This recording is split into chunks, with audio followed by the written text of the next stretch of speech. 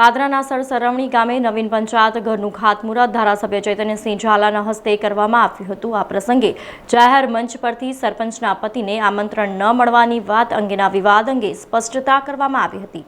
પાદરા તાલુકામાં વિકાસની ગાથામાં વધુ એક મોરપીંછ ઉમેરાયો છે, જેમાં તાજેતરમાં પાદરા તાલુકામાં નવીન શાળા, નવીન આંગણવાડી, નવીન પંચાયત ઘર બની રહ્યા છે। ત્યારે આજરોજ પાદરા તાલુકાના સરસરવણી ગામે નવીન પંચાયત ઘરનું ધારાસભ્ય ચૈતન્યસિંહ ઝાલાના હસ્તે ખાતમુહૂર્ત કરવામાં આવ્યું હતું, જેમાં ભાજપા તાલુકા પ્રમુખ સંજયસિંહ પરમાર, મહામંત્રી સાથે હોદ્દેદારો અને જિલ્લા અને તાલુકા પંચાયતના સદસ્યો સહિત ગ્રામજનો મોટી સંખ્યામાં ઉપસ્થિત રહ્યા હતા।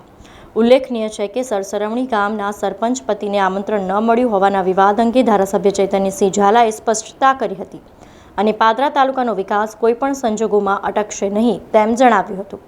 ગ્રામજનો ખૂબ જ સારી સંખ્યામાં ઉપસ્થિત રહ્યા અને હિન્દુ શાસ્ત્રોક્ત વિધિ અનુસાર ખાતમુહૂર્ત સંપન્ન કરવામાં આવ્યું છે, પરંતુ કેટલાક વિરોધીઓ કે જેમને પાદરા વિધાનસભામાં જે વિકાસના કામ થઈ રહ્યા છે અને સરસવણી ગામે જે પંચાયત ઘર નથી બની રહ્યું, એના માટે આ ગામના જ સરપંચ પતિને પેટમાં દુખી રહ્યું છે, પોતાના ગામમાં જે વિકાસનું કામ થાય છે તેમાં અડચણ બની રહ્યા છે।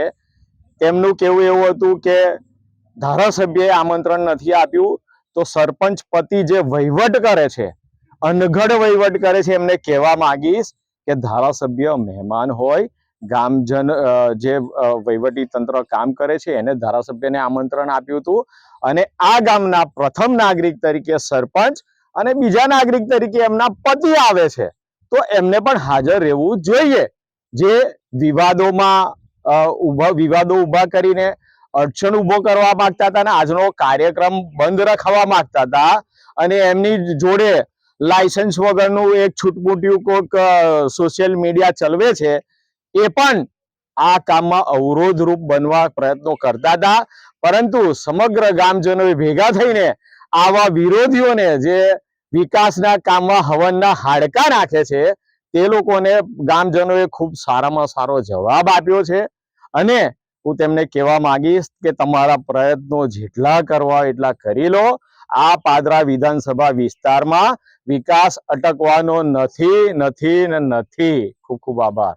સમાચારોના સતત અપડેટ માટે TNN ન્યૂઝને YouTube પર સબસ્ક્રાઇબ કરી બેલ આઇકોન પ્રેસ કરો અને અમારી સાથે જોડાયેલા રહો Facebook, Instagram અને Twitter ઉપર।